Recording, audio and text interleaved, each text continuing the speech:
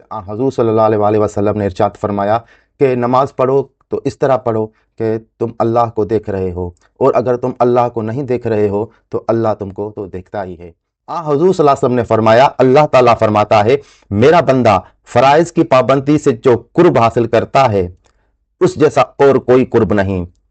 پھر میرا بندہ نوافل کے ذریعے میرا قرب حاصل کرنے میں کوشاں رہتا ہے حتیٰ کہ میں اس سے محبت کرنے لگتا ہوں،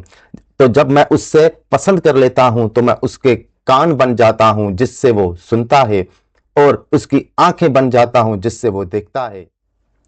اس کی تشریح فیض الباری میں حضرت انور شاہ صاحب رحمۃ اللہ علیہ نے یہ فرمائی ہے۔ میزان الاعتدال میں جب امام ذہبی رحمۃ اللہ علیہ اس حدیث پر پہنچے تو کہا کہ اگر صحیح بخاری کی ہیبت میرے دل پر نہ ہوتی تو اس حدیث کے متعلق میں یوں کہتا استغفر اللہ۔ شیخ انور فرماتے ہیں کہ سبحان اللہ، امام ذہبی نے علم منطق نہ پڑھا تھا۔ میں کہتا ہوں جب حدیث صحیح ہے تو چاہیے کہ بصر و چشم قبول کی جائے۔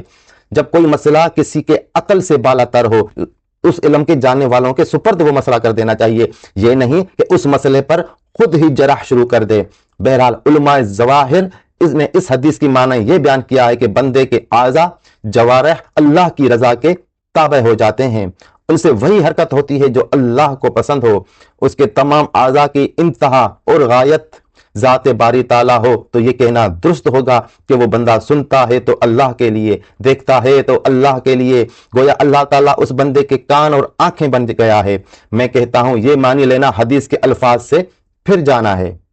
حدیث میں صیغہ متکلم استعمال ہوا ہے جو اس امر پر دلالت کرتا ہے کہ جو بندہ نوافل سے قرب الہی حاصل کر چکا ہو، جسم اور صورت کے بغیر اس کی کوئی چیز باقی نہیں رہتی، اس میں تصرف کرنے والا رب العالمین ہی ہے۔ یہ وہ مقام ہے جس کو صوفیہ فنا فی اللہ کہتے ہیں، جو اس حدیث سے ثابت ہوا، یعنی خواہشات کے دوائی سے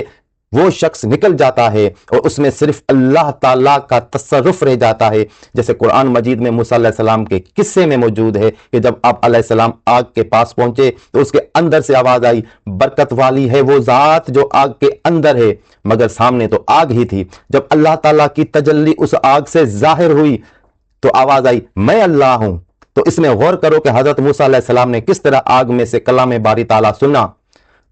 کلام کرنے والا بظاہر درخت ہے، پھر کلام کی نسبت اللہ تعالیٰ کی طرف کر دی گئی، کیونکہ رب العالمین کے نور کی تجلی درخت میں ظاہر ہوئی تو وہ درخت معرفت الہی کا واسطہ بن گیا۔ تو متجلی فی درخت اور متجلی بنفس ہی رب العالمین کے حکم میں آ گیا۔ بات یہ تھی کہ نور کا ظہور آگ میں ہوا کیونکہ حضرت موسیٰ علیہ السلام کو اس وقت آگ کی ضرورت تھی۔ پھر فرمایا اگر تم نے تجلی کے حقیقی معنی سمجھ لیے تو مثالوں اور صورتوں سے آگے بڑھ اور ترقی کر کے قرب الہی حاصل کر، کیونکہ جب ایک درخت کے متعلق درست ہے کہ اس میں آواز آئے میں اللہ ہوں، تو اللہ کے مقرب بندے کے لیے کیوں کر درست نہ ہو کہ رب العالمین اس کے کان، آنکھ وغیرہ بن جائے۔ تو جب بندہ صورت رحمان پر پیدا ہوا ہے تو اسے شجر موسیٰ سے کم خیال تو نہیں کرنا چاہیے، ان بحثوں پر پوری تحقیق سے غور کرنا چاہیے۔ یہ عقدے صرف علوم ظاہری سے نہیں کھل سکتے جب تک علوم صوفیہ کی طرف رجوع نہ کیا جائے، کیونکہ ہر مردے اور ہر کارے سے یہ کام صوفیہ ہی کا ہے،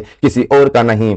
اس بحث سے ایک عقدہ یہ کھلا کہ کلام الہی قدیم، تجلی ذات باری قدیم، مگر حادث مخلوق درخت میں ظاہر ہوئی اور سنائی دی۔ اسی طرح قرآن کریم کا کلام قدیم ہے، غیر مخلوق ہے، مگر اس کا ظہور حادث مخلوق کی زبان سے ہوتا رہتا ہے۔ اسی طرح کلام باری تعالیٰ بطور کشف و الہام ایک صوفی عارف کی زبان پر ظاہر ہونا